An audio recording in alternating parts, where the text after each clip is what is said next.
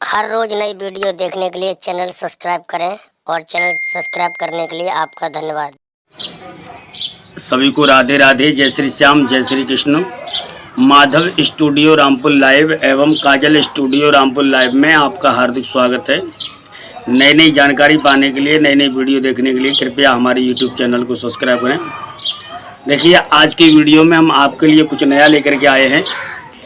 इटावा के थाना उसहार ग्राम मोहरी गांव में एक कथावाचिका थी जिनका नाम है बबली शास्त्री जी। जो कथावाचिका थी जिनकी उम्र लगभग 25 वर्ष बताई गई है और उसके पति जो हैं जिसका नाम है सचिन, जिसकी उम्र समथिंग 30 वर्ष के लगभग है। बबली शास्त्री कथावाचक थी, तो ये सचिन नाम का जो लड़का था उनके साथ में चिमटा बजाता था, चिमटा वादक था। धीरे धीरे दोनों में चिमटा बजाते हुए दोनों में, बबली शास्त्री में और सचिन जी में प्रेम प्रसंग चला। प्रेम प्रसंग के चलते चलते बात यहाँ तक पहुँच गई कि दोनों ने भाग करके कोर्ट मैरिज कर ली, यानी लव मैरिज शादी कर ली।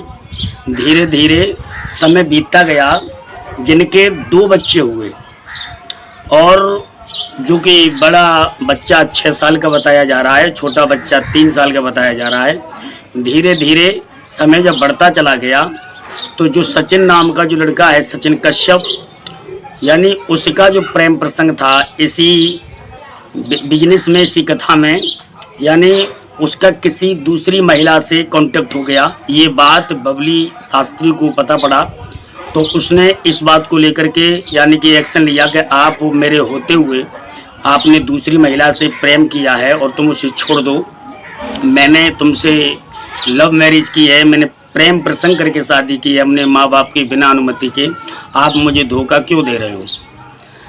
तो हमारे पास में या हमारे भाई PPS गुर्जर हमारे मैजिशियन कलाकार हैं, ये जिला बरेली, तहसील बहेड़ी, ग्राम खकाई नागर से हैं।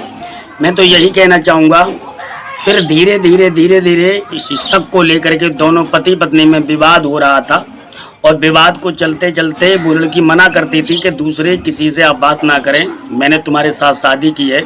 लेकिन उसने स्पष्ट कह दिया कि मैं उसको नहीं छोड़ूंगा, भला तुझे छोड़ दूँ।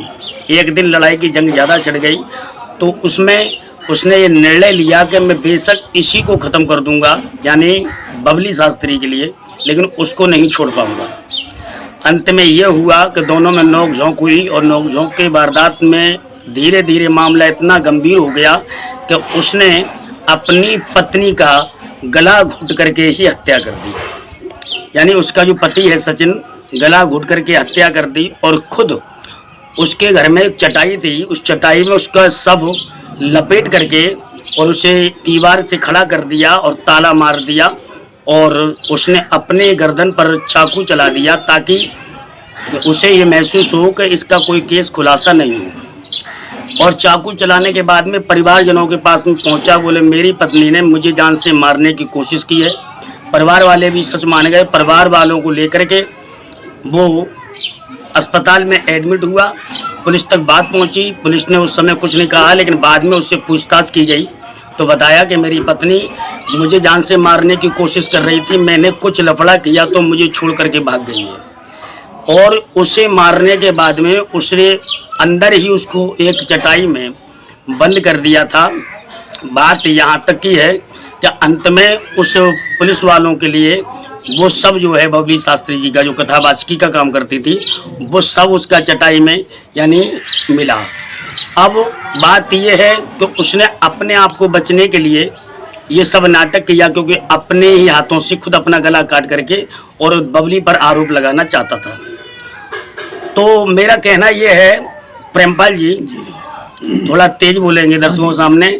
अब सोचिए कि आजकल की जो कथावाचिकाएं हैं जी, जब वो ही ऐसा कर रही हैं जी, जनता क्या करेगी, फिर जनता का क्या होगा जी। सत्य साहब, बिल्कुल सत्य, ये बात सही है ना। बिल्कुल सही भाई, वो तुम्हारा चिमटा वादक था, तुमने उससे प्यार किया, शादी की, लव मैरिज की, और वो अब सोचिए आप इतनी विद्वान हैं, इतनी अक्लमंद हो, तो फिर तुम्हें ऐसा नहीं करना चाहिए था। बिल्कुल जी साहब। देखिए, बबली शास्त्री जो हैं, इनकी माता का नाम अनारकली देवी है और इनके पिताजी का नाम रघुवीर सिंह है, जो कि अपनी बेटी के सबके पास में रो रहे हैं पड़े पड़े लेकिन उन्होंने स्पष्ट कहा कि मैं बेटी से बहुत परेशान हूँ, क्योंकि मेरी बेटी पहले ही मुझे धोखा दे गई और मेरी नाक कटा करके और खुद चिमटा वाले के साथ में भाग गई। आज उसे ये अंजाम मिला है, उसने जैसा किया है वैसा वो भर रही है।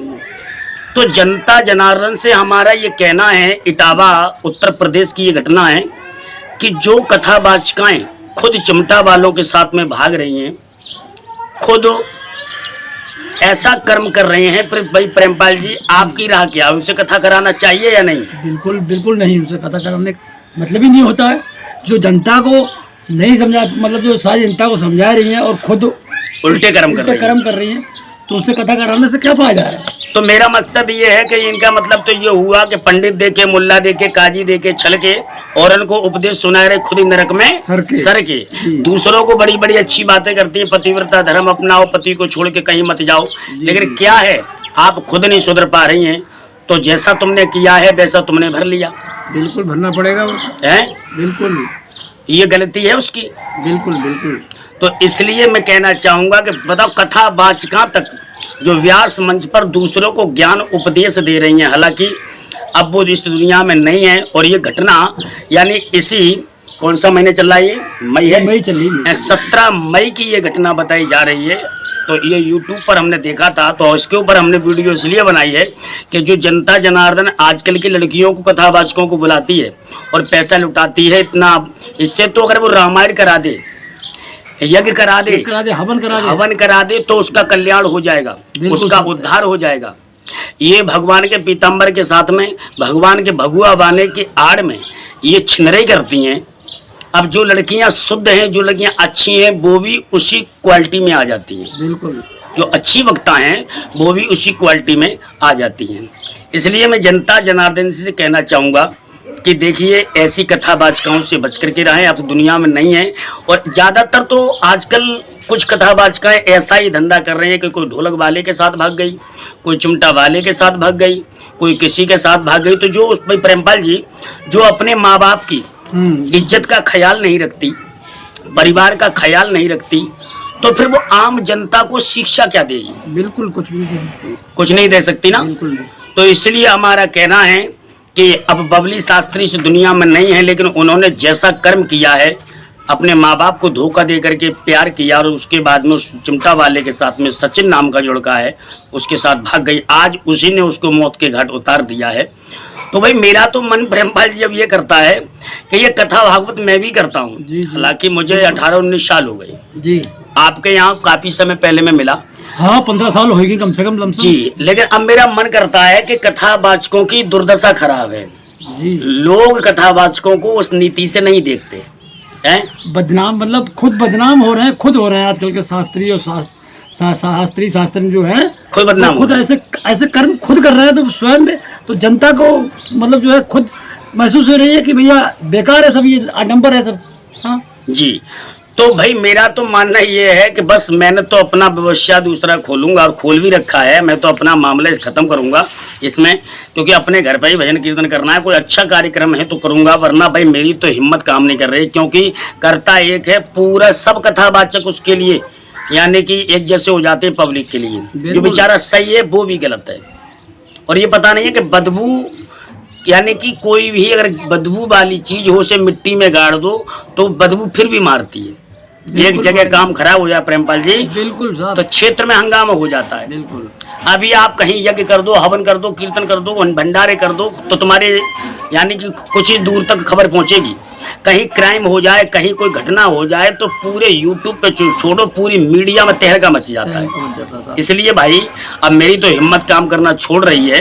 तो मैं कहना चाहूँगा कि बबली शास्त्री जी ने जैसा किया है उसने वैसा भरा, और वो भर रही हैं। और जो जिसने अपनी पत्नी को यानी कि छोड़ करके दूसरे की पत्नी से लगाव किया, और जिसने बबली शास्त्री की हत्या की है, अरे मूर्ख, जब तेरे साथ में वो आ गई तो फिर तुझे गले लगाना चाहिए था। लेकिन उस महानीच के लिए भी पुलिस ज़्यादा से ज़्यादा कठिन कार्रवाई करे और ज़्यादा से ज़्यादा उसे दंड दे, ताकि उसको भी याद आए। खैर गलती तो लड़की की भी है, ऐसा नहीं है कि सचिन की गलती हो, लेकिन गलती उसकी ये है कि तेरी पत्नी हो गई, बच्चे हो गए, तो तुझे ऐसा नहीं करना चाहिए था। लड़ाई सब में होती है, लड़ाई हमारे यहाँ भी होती है। तो मैं यही कहना चाहूँगा आज के लिए कि ऐसी कथावाचकाओं से बचें और कथा भागवत से तो आप इन नौटंकियों से, तो ऐसी कथावाचकाओं से, ऐसी कथा कराने से तो आप हवन करा दोगे तो तुम्हारा उद्धार हो जाएगा, बिल्कुल सही बात। तो तुम्हारा कल्याण हो जाएगा। माधव शास्त्री की तरफ से और पीपीएस गुर्जर जी की तरफ से सभी दर्शकों के लिए राधे राधे, राधे राधे। जय श्री श्याम, जय श्री कृष्ण।